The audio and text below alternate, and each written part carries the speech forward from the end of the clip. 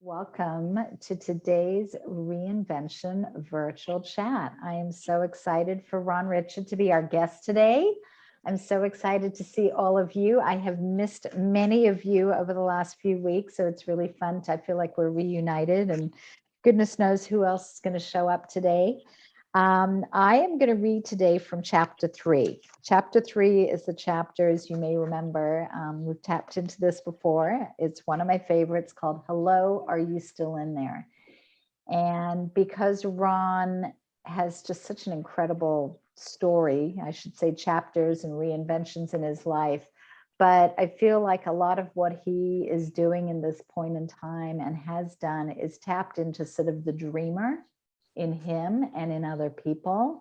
And so I kind of really wanted to focus on that as a bit of our theme. So when one of my sons was younger, people always asked him what he wanted to be when he grew up. His eyes would light up like sparklers when he heard the question, and he'd answer with all the confidence of a 5-year-old, a karate kid, a race car driver, a policeman, a Power Ranger, all at the very same time. His enthusiastic response was followed by colorful stories of the places he'd race, the bad guys he'd catch, and the planets he'd conquer and save. And we never once told him he couldn't do it. Later, he had grandiose ideas of products that he would invent. His imagination ran wild with possibility while he sat in the back of the car. Back then, his stories were full of joy and hope and confidence because those were the only things he knew. He hadn't yet encountered societal pressures. He didn't feel compelled to base his career on how much money he would make or on what others would think of him. He didn't even know what money was. I miss those days, not just for him, but for all of us. I miss when he couldn't wait to jump out of bed. The days I'd have to pry him away from his hot rod cars and Legos for meals and potty breaks. He was so lost in play that he literally forgot he was hungry or tired or cold. What made you leap out of bed or caused you to get lost for hours as a child? Do you remember? If we think hard enough, most of us can probably name a dream we held on to back then that we never followed or dropped too quickly. Years passed and we had to triage our responsibilities. And when that happens, dreams are easily buried under a pile of laundry or bills or work-related activities or you name it. Reality gets in the way, but now it's time to clear the decks and get some clarity. The beauty of reinvention is that sometimes by revisiting our childhood dreams, we can find where we were really meant to be before real life in all its messy glory got in the way. Our earliest inclinations in life are good indicators of our strengths and ultimately the kind of work that brings us joy. While you might think that flying to the moon, becoming a rock star, or playing professional hockey are a little unrealistic at this point in your life, that's okay. Tailoring your dreams to fit your life right now, joining a garage band, signing up for the regional hockey league, or coaching a kids team can go a long way toward creating the joy you've been looking for. I'm going to pause here because I feel like it's time to talk about the real thing with our guest, Ron Richard. So welcome, Ron. Thank you so much for being here today. Yeah, thank you. It's a pleasure. You know, Ron and I had a conversation a couple of weeks back, almost a month ago, I think now, and we got to chatting about his very interesting background. I'm going to share a little of his bio, but then we're going to dig into the conversation. And I think that there's a lot here that we wouldn't have expected given his history and his past. But I think, Ron, you are such an example of what it means to really play with the things in your life that you're passionate about, to constantly be reinventing parts of your life, catalyst moments like you shared with me about the heart attack that you actually had this year and what that means in evaluating, where you are in your life. So I'm going to start by sharing just a little bit of his background, and then we're going to dig into some of these questions. So Ron's been employed in the medical industry for over 35 years and has extensive knowledge and experience in respiratory, pulmonary, and sleep medicine. He began his medical career working in a respiratory department at a large teaching hospital in the Midwest. And upon leaving the medical center, he became involved in owning and operating home care companies, sleep laboratories, manufacturers, and distribution businesses. In addition to these experiences, he was instrumental in developing and designing several products used in the treatment and diagnosis of chronic healthcare conditions. Ron has launched over 40 major products, resulting in sales of over $1 billion. He has held senior level positions at a number of companies in the area of sleep and respiratory care sectors. Ron has been awarded 15 patents and multiple industry awards due to his focus and dedication to improving healthcare outcomes. He also enjoys writing music and performing live concerts around the country and has played over 500 shows over the past 10 years. This one kind of stopped me dead in my tracks when I first read it, because when you look at what I just shared with you, you don't really picture that part of Ron. But here he is, and this is, this is my Renaissance man. This is my poster child. This is the story I speak of so much when I speak of reinvention. We can be so many things for ourselves, to ourselves, and I'm really excited to dig into this conversation. So welcome, Ron. Thanks for being here. Thank you, Kathy. So I got a question for you. With all that you have done, and we're going to dig into it a little more, when you were young, a teenager, and that sort of age that my kid was that we were talking about, what was it that you were dreaming about doing with this life of yours? Was it anything close to where you're at now? No, I think what you shared about your son, there was a lot of parallel things that I kind of looked at. And I grew up in a time in our country where there was a lot of turmoil, and I was somewhat a hippie, I guess. Oh, And yeah. I lived in the Midwest, but I always had dreams of being a musician and touring and being in a band. And when Woodstock, happened, that was something that I really tried hard to, get out to and see with some friends of mine. But unfortunately, I didn't make it. But yeah, it was That was the genre that you were in at that point in your life, exactly. Right?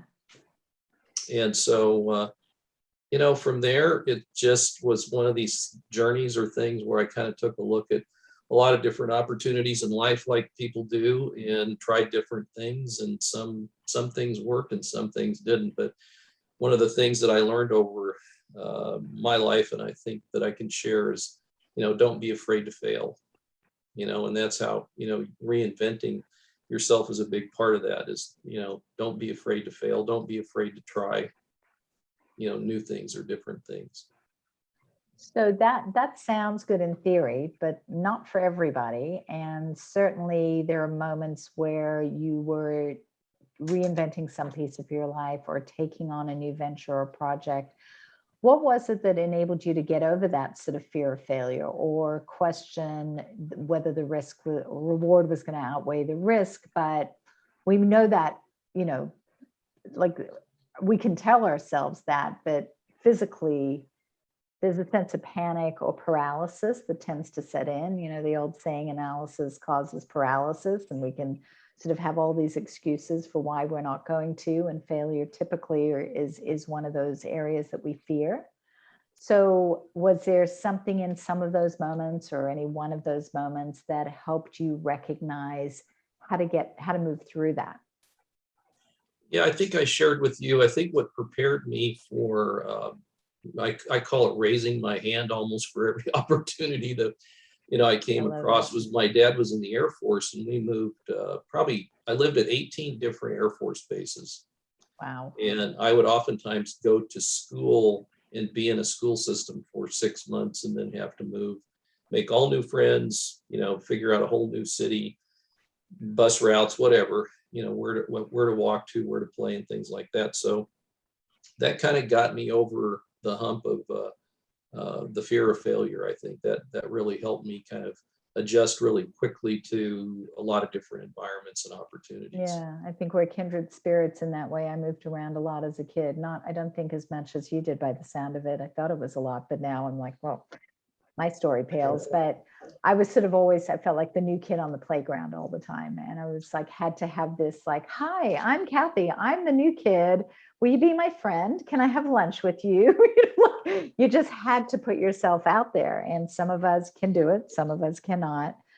But it sounds like that served you well in life, because that overcoming that moment and just going for it really served you well.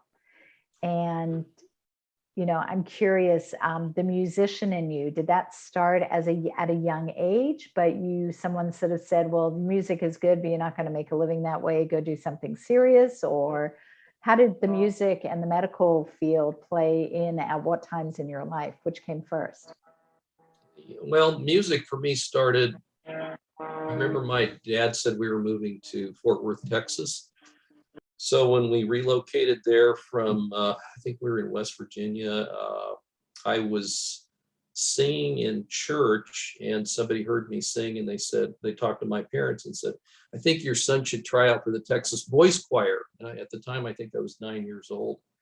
I'd never sung in a choir or anything like that. So I went to an audition basically, and was accepted into the choir, and we did mostly Broadway musicals. So that was my first real experience, and I was with them for 2 years, and we toured all around Texas. So that was a lot of fun. That's amazing.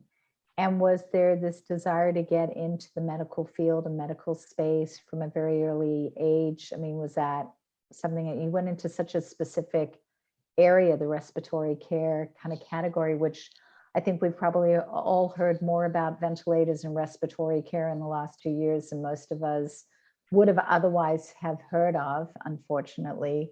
But for you, this has been a part of your world, and I know that you made some incredible contributions in this space. So share with us a little bit about that sort of journey for you. It was purely by accident. A friend of mine that I worked with actually at another company or business, it was a construction company, had taken a job at a hospital, and he'd been working there for about a year, and we were having lunch or something one weekend, and he said, hey, I'm doing respiratory therapy at this hospital. If you're interested, we're looking for people to work in that department. And so I went and met with him and the director of the department, met with the medical director, went through an interview process, and essentially started out kind of in a residency component to the whole program, and then went through all the training and became registered over a couple of years, and ended up having a really interesting career in the hospital. So that's how I kind of got started.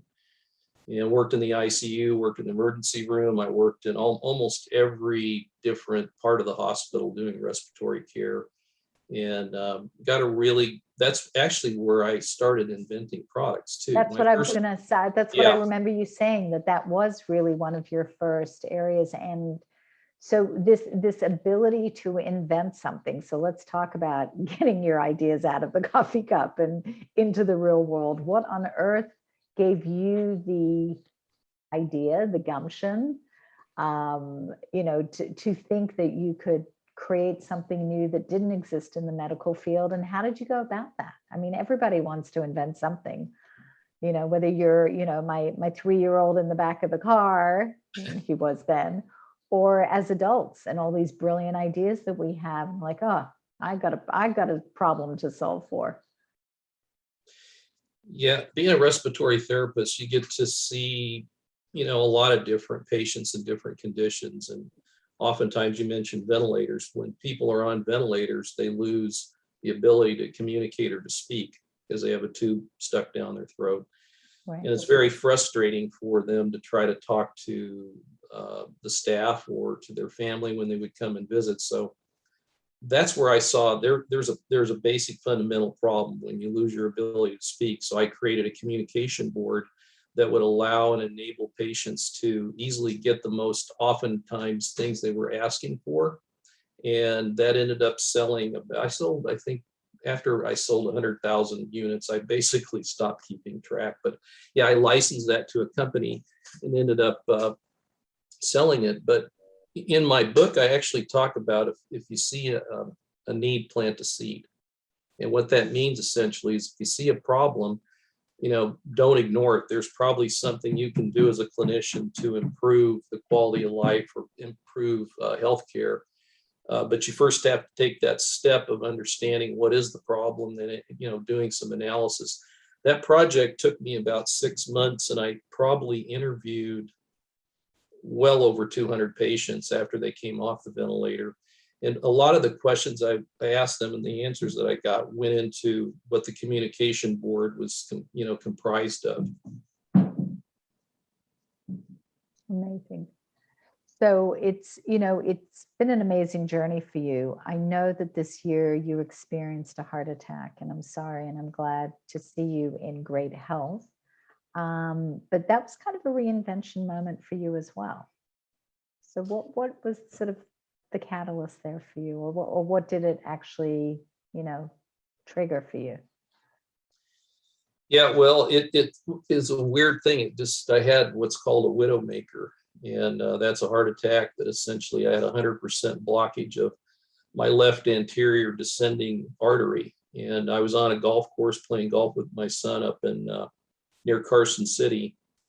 He lived in Lake Tahoe, but we were on the 17th hole, and all of a sudden I started feeling my jaw started hurting. My left arm is classic symptoms of a heart attack, and I told my son I'm not feeling well, and do you know CPR? And he goes, "What are you talking about?" Oh no! Oh And he no! said, "No, I don't." And I said, "Well, I think we need to start going out to the car and start heading into town, into Carson City."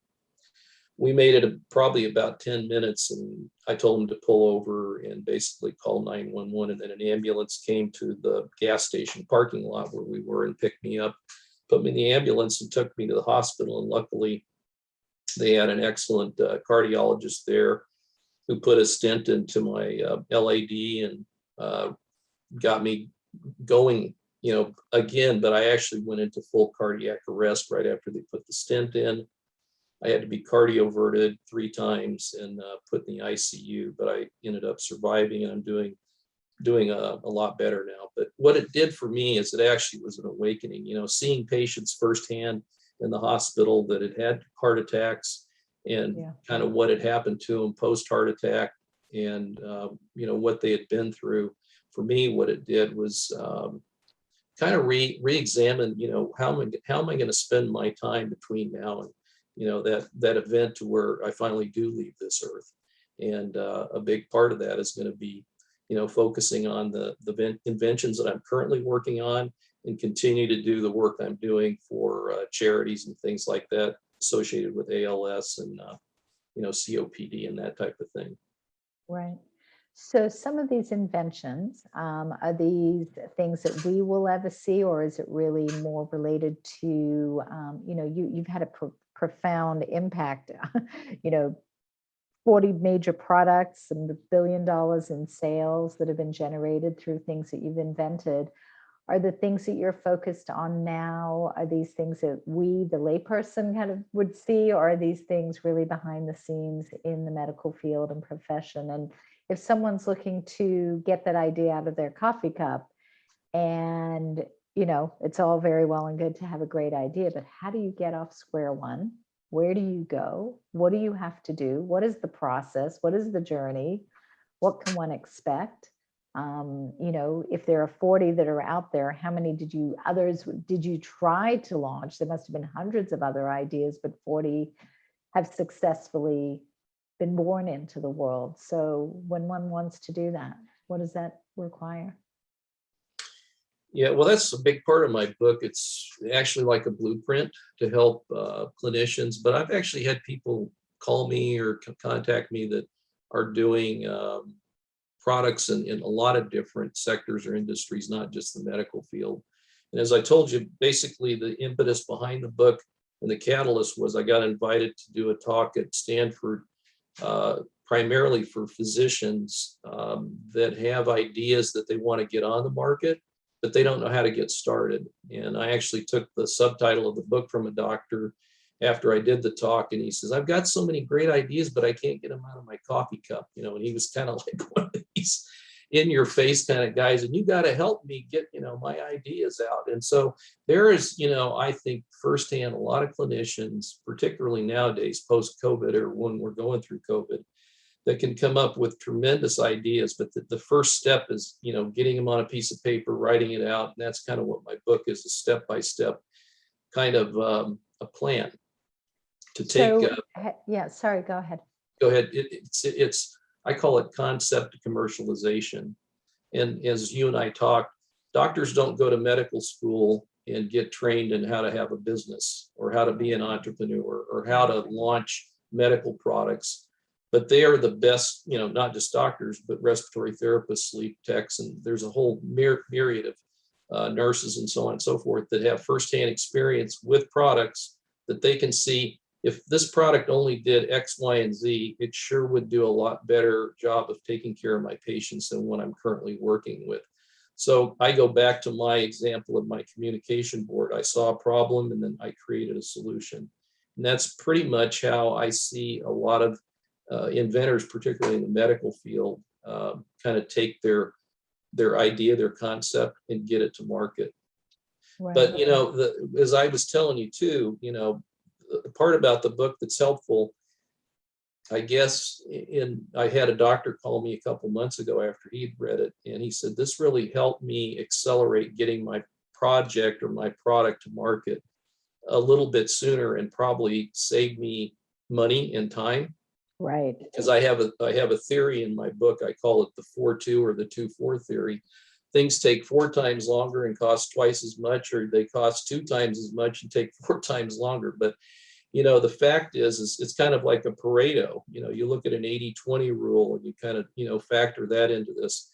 And what I'm trying to say is essentially the reason a lot of projects fail anymore in the medical industry is they're woefully underfunded, and there's this time element now that's, you have to deal with the FDA, you've got to deal with funding, you've got to deal with so many different aspects, and doctors or clinicians just aren't used to that, and they a lot of times don't have the patience for it. Right. Anyway, I'm sorry, Kathy, what were you gonna? No, it's all relevant. And I just have so many questions around the process, because I think, I've launched a lot of companies. I've worked with a lot of startups. We've built and brought products into the world in my life over the last 30 plus years. So, I've dealt with fashion and luxury and consumer electronics and all kinds of fun stuff in that space. So I'm somewhat familiar with the journey and what it takes, and everything from having mentors or the funding. I mean, a lot of people say, oh, I'd love to invent this product, but I don't have a slush fund sitting around to invest into lawyers and trademarks and patents. All of those things. What does one do when they don't have those resources, and yet they really feel passionate about bringing something new into this world? How do you go about that? Where do you go? Yeah, well, it's my example of the seed. If you see that need, plant the seed. Well, seeds don't grow without fertilizer. And in my industry, money is a fertilizer, and you have to have lots of it anymore. A basic medical project can cost anywhere, just for getting it kind of to a prototype phase, getting through clinical trials, it can cost $5 to $10 million. To really get right now I'm in the process of launching a new high flow therapy device to treat COVID and treat COPD in the hospital. Wow. We've spent probably almost $10 million, and we're just getting to commercialization, and we still need another 10 million to build out inventory. So it's kind of like what you're talking about and what you've gone through, I think. Right. So in that case, I mean, this obviously, there's a sense of urgency around anything that's going to help with COVID patients. So are there go-to funding sources? Have you been able to sort of over the years connect with a network of people who really support, especially in the medical field, certain areas and devices? Are they, are people going to private equity firms? What is the source of funding that tends to support these types of initiatives? If you don't have a track record and you haven't launched products, the best way to start out with is in my book. It kind of talks about the different tiers or levels of where you can find funding. You start with family and friends, and it kind of goes from there. And as you kind of work your way through the ecosystem, you can go into venture capital type money. Private equity is a lot further down the road. Typically, when you commercialize something, you've got 10, 15, $20 million in sales.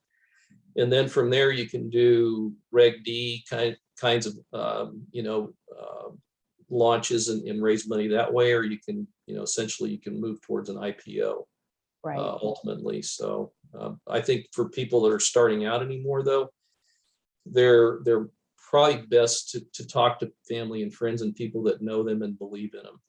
Yeah, which is a wonderful way to at least get that angel investor money to Right. give you some runway for the first 6 months or the development or the year that you're taking to try to really put the research and all the R&D into what you're doing. Have mentors played a big role in your life? Are there people younger, older, peers? What's that network like for you in this field and the space you've been in and doing all that you've done? Yeah, absolutely. I can remember probably about 20 years ago, I worked with a gentleman from Australia who was a CEO of a company and mentored me and saw, basically some skill sets that I had, and gave me a lot of great opportunities to grow and learn and do patents and invent things that I really never thought I'd get a chance to do, but he trusted in me and believed in me and gave me those opportunities. So you kind of have to, when that window opens or that door opens, I encourage people, go for it and take advantage of if Can you somebody's say gonna that try again very loud and very clear? Because that is it. It's interesting. I just actually launched one of my new blogs, which we just, put onto the website in the blog section on the reinventionexchange.com, is about doors and what they mean in our life. And some people see a door and they kind of stand on this side of it and they go, what would it be like if I walked through that door? And there's a lot of fear. Others, like myself, see the door and they're like, oh my God, I'm going to run through that door and I can't wait to find out what's on the other side of it. And it's a great metaphor for the way a lot of us live our lives, and whether we're ready to take that leap, go through that doorway and find out what's on the other side and what we're going to learn and grow from. So I love that you shared that. The music part, I'm going to kind of go back to that part of you and, where is that fitting into your life at the moment? Having done 500 gigs over the last 10 years, that's a lot of time. What's your instrument of choice? I don't think we covered that. Yeah, I play I play multiple different instruments. I play harmonica. I do a lot of studio work, and I play blues, jazz, country, just crossover stuff. So harmonica, I play sax, flute, and Wow. percussion. So that's interesting because you deal in the respiratory world, and those are like very respiratory instruments. That's an incredible connection. I'm sure you've made that, but I did not know that. So I love that you probably have a great appreciation, even more so on a personal level, for how valuable that breath and our respiratory systems are, because that also is the life of your music that you create, which is fascinating. Yeah. I love that. Well, that's and what really fascinated, I guess, me about you was the Quincy Jones connection that you and I have.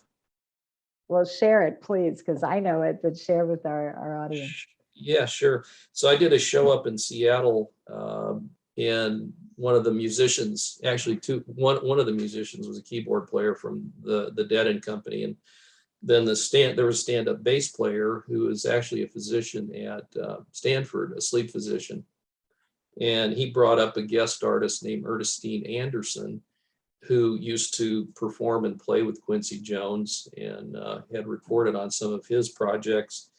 So after the gig was over, I got to talking to the bass player, and he kind of told me his connection and link with Stan Getz, Quincy Jones, and all these musicians. And then later, a few months later, invited me to play at Stanford with some of the guys from the Grateful Dead. So Wow. Anyway, long story short is him and we played music together for practically, he just passed away last year.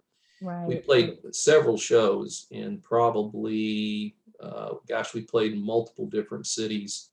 But he just had such a rich background. But the funny thing is, he always had this saying, I'd rather be a mediocre physician than a mediocre musician, because being a musician actually meant so much to him. And here's a guy who, his name's William Dement. If you look up his last name, it's Dement. Okay. And I'm actually mentioned in a few of his books in our relationship that we developed over the years. But he actually discovered REM sleep. He discovered, I think, Wow. narcolepsy and a bunch of other things. So he's an amazing man. Amazing. Oh, that's incredible. No, I love that connection. I mean, Quincy Jones has touched a lot of people's lives, but to see this little crossroads of ours here is pretty cool. I just love that.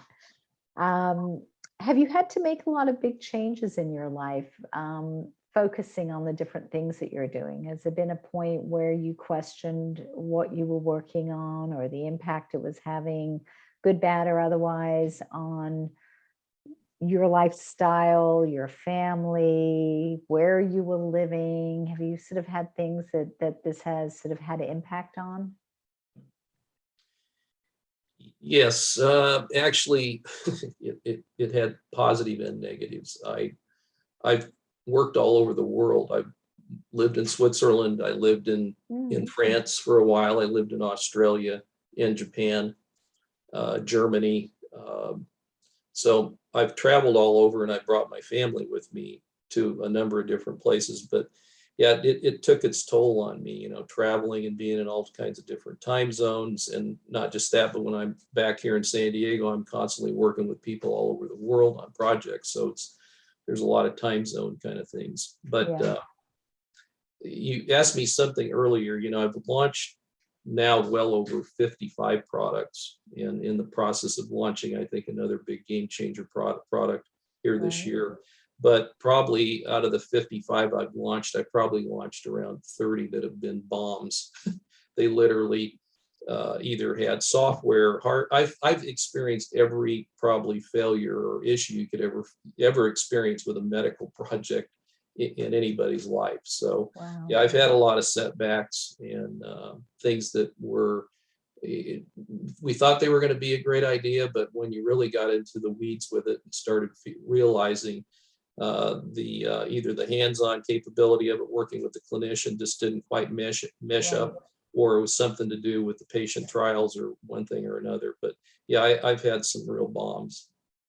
That's got to be hard, I would imagine. I mean, that impact that can have on all of us, when you get those setbacks, and they happen. I mean, whether we're dreaming of, you know, planting a vegetable garden or inventing something that's going to save lives. Like when we pour our heart and soul into something and we, truly want to create or change somebody's lives, if not our own, and we have setbacks, it's really hard to regroup and soldier on. And that is, something that comes with practice, or that comes with just a passion and a desire to overcome something and grow from it and learn from it.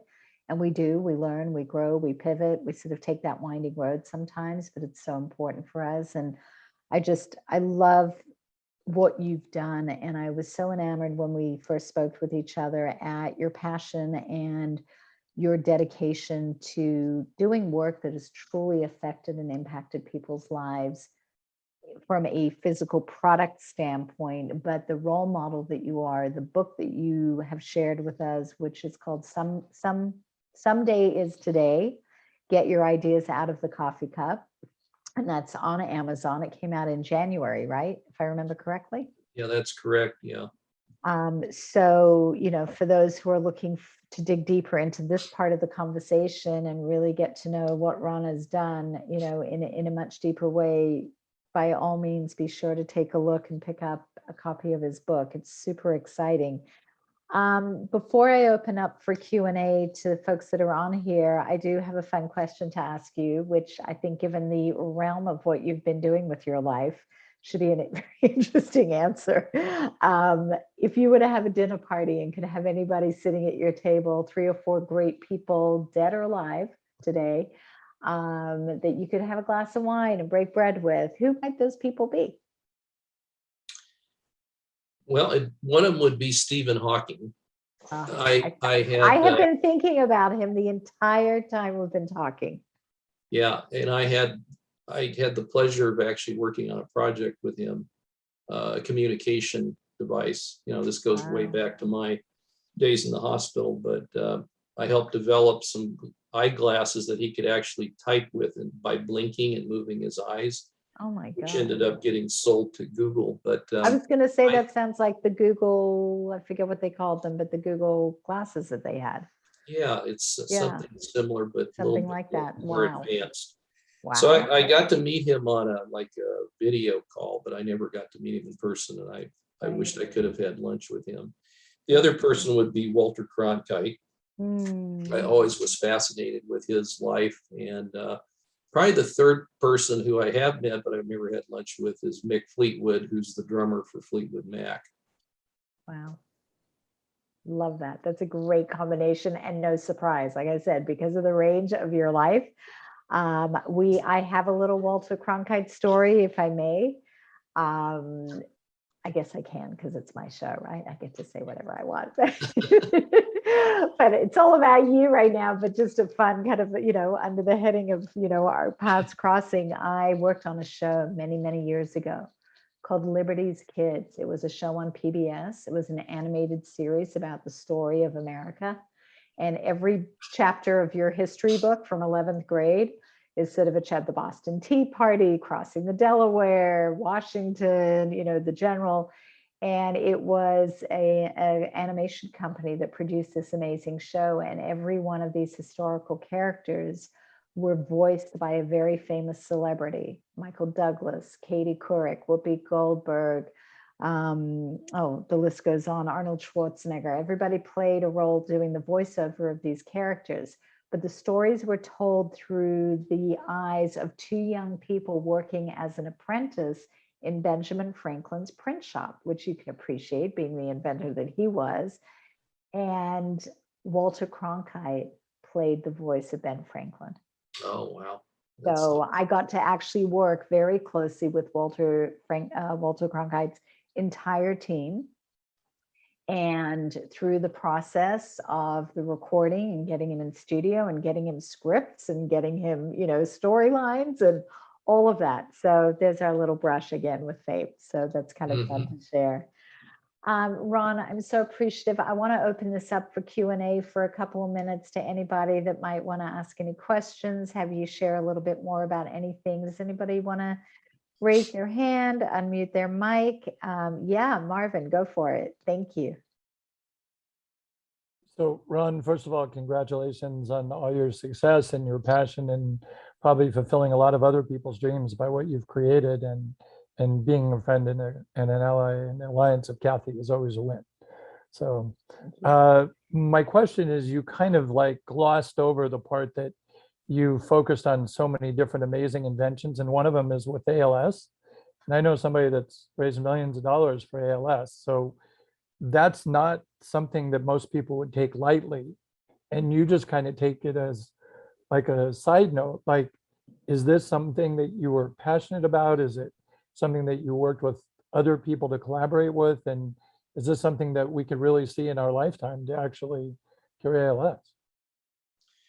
Yeah, that's a good question, Marvin. So the way I got involved with ALS was actually as a respiratory therapist in the hospital, and that disease crosses over with people who are quadriplegics and who are ventilator dependent. So I worked with Christopher Reeves after he was paralyzed and helped him with a new portable battery-powered ventilator that really helped him get out of his house and live somewhat a normal life. He actually went horseback riding with a ventilator.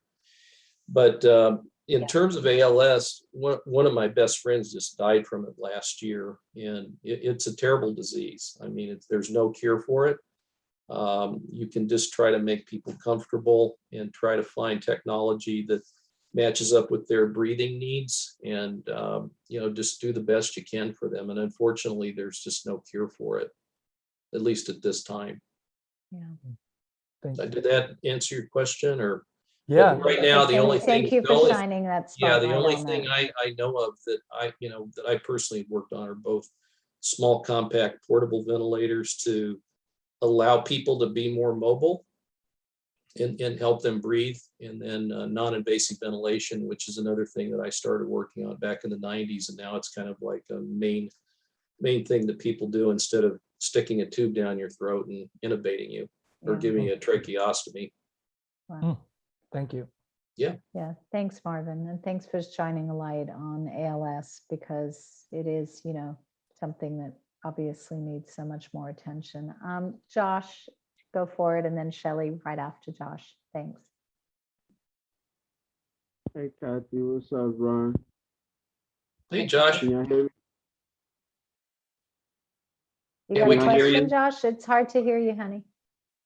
You got a question? Yeah, I'm gonna make this kind of quick. Um, there's a bunch of stuff I could pick your brain about, Ron, but I was just No, we have a bad connection. Josh, we lost you, love. You there? All right, Josh, we'll come back to you. I'm gonna have Shelley ask, because I don't want to run out of time, and then hopefully your connection will reconnect. So Shelley, why don't you go for it? Oh, wait. Josh, you back? Sorry? I don't know, am I? Yes, Yeah. you are. Go for it. Go on. All Go right. ahead. So basically what I was going to ask was what's your experience with medicine so far and medical devices? I was wondering with that in contrast to your understanding of music and sound, do you see any type that uh, next to healing or next to medicine? So basically, what I'm attempting to say is, with your understanding of music and your experience of working with sound and stuff like that, do you see any type of relation between the healing properties of sound incorporated into medicine in the new age? Yeah, Thank you. absolutely, Josh. In fact, there's a great video on YouTube that is a clinician and a group of doctors that take music and use it to treat people who have dementia or Alzheimer's. And what they do is they interview the person or the family, and they talk to them about what songs they listened to when they were growing up. And there's parts of our brain, in terms of the neural mapping component to it, that stores memories, particularly music, in parts of our brain that almost are like a vault. And it's just super protected. It's like nothing can really break through it. But when these people hear that music, they almost like come back to life. If you can watch the video and you can just see their face changes, their posture changes, they start dancing. And Wow. it's amazing how music can heal people. The other thing is, I have a friend that owns a business that he actually puts music systems into certain parts of hospitals that have, it was developed by a scientist actually in Norway that looks at brain patterns and brain waves that respond to certain beats and to certain types of music and tempos. And they use it actually to help people relax that have insomnia, or they have anxiety issues, drug addiction, alcoholism, and things like that. So that's another real world experience that I've seen music as a healing component. And then myself personally, when I'm playing live music and I see somebody that connects with a song, I can tell that it's something inside of them. Yeah, that's amazing. Thank you. Shelley, I know you've got a question. Go for it. Yeah, and mine's similar to Joshua. I was wondering if you ever had an opportunity, Ron, to fuse your respiratory instruments, the breathing that you do with all of the instruments you play, and incorporating that in healing some of these respiratory conditions. Because we do, yes, to what you're saying, I've also seen a lot of stories about musical healing, and I don't know, it just seems like that's a crossover right there.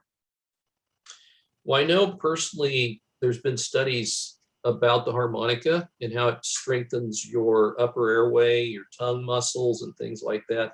And I've actually seen people that have started playing the harmonica that had a terrible time with pronouncing words, or had some stuttering or whatnot, and they completely got over it. There's studies also showing there's a great amount of work that's been done on, people that play the didgeridoo, which is kind of a weird instrument. Yeah. But that I know. breathing pattern helps retrain your muscles in your upper airway, and it's really good. It's actually helped people that have sleep apnea.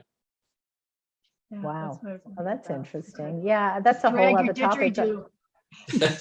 Hey, and for those who don't know, and since I'm an Australian, every time he says the word Australia, I'm like, yeah. Didgeridoos. I, That's right. grew up, used to have one sitting around my living room when I was younger, just for fun, because it was gorgeous. Oh yeah. Boomerangs and didgeridoos, the little Aussie that left Australia had to have all these iconic Australian things around me. But that's pretty amazing. Just love that. Thank you. Anybody else have any questions or thoughts? It's so fascinating to sort of see all these touch points of your life, Ron, and where they connect, how you get to play. And I think what is so beautifully surprising, and I think there is such a lesson for those out there, you don't have to live on the straight and narrow and not explore all these other wonderful, delicious parts of your life or your imagination or your dreams or your fantasies of what you want to do, what you want to create, what you want to build. I mean, you just kind of look at Ron's life and his life's work and where he's touched, other people in so many ways, whether it's through your music, whether it's through your inventions and reinventions. And I was just so intrigued and was so excited that I got a chance to bring you into this conversation for the virtual chat series and to connect you with our audience that shows up in so many different ways and places. And I'm really grateful for this. And I think, this has been such an amazing conversation, and I'm so proud to know you and the work that you're doing. And thank you for touching so many people's lives at a time when, it's really meaningful. So thank you. Yeah, thank you, Kathy. It's been a pleasure, and best of luck to you with your book and everything you're you. doing as well. And that's what attracted me to, coming on your show, was Wow. this whole thing about reinventing yourself. It's almost like there's no stopping or starting. It's just It's definitely in your DNA, Ron. There is no question about it. That is definitely in your DNA. And thank you. And just to remind everyone, we put some information about Ron in the chat if you want to grab it.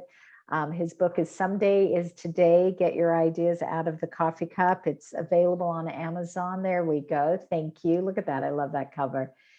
And if anybody wants any more information, of course, reach out to me. Do not hesitate if you want to connect with Ron. He is on LinkedIn, so you can definitely find Ron on LinkedIn. And wait, Marvin's got a question. Thanks. I have one last question. As an inventor and a medical professional, do you first start with the invention, or do you first start with the need to be able to improve the industry? Me personally, I start with a need. I try to find a problem with current technology and improve on it. Oftentimes I talk to inventors, and one question I ask them, Marvin, is, do you think your product is, your project or your concept or your product is it evolutionary or revolutionary? And if they say it's evolutionary, I'm immediately attracted to that, because in the medical industry, people are pretty conservative and things don't change that fast. So what I see is, if it's something that's a step forward, that's easy for people to grasp onto, that, oh, I know that that's a problem and you're solving that problem with your product. If somebody says, oh, it's revolutionary, then I get, that's a red flag. It's like, that's going to take a long time. It's going to take a lot of clinical studies that are peer reviewed. You're going to have to show a lot of data. That's going to cost a lot of money and take a lot of time. So that's kind of how I approach it, is baby steps, evolutionary problem solution, and kind of work it that way. And that's easier to get funding too, by the way, Marvin. Thank you. Interesting. Very interesting. All right. Well, everybody, thank you again. Thanks for being here. So good to see everybody. Look forward to seeing you all next week, and have a beautiful week, and happy reinventing, everybody. Yeah, everybody keep on inventing. That's right. Thank you, Ron. This Appreciate was it. great. Have a great one, everybody. Thank you. Here. Bye-bye.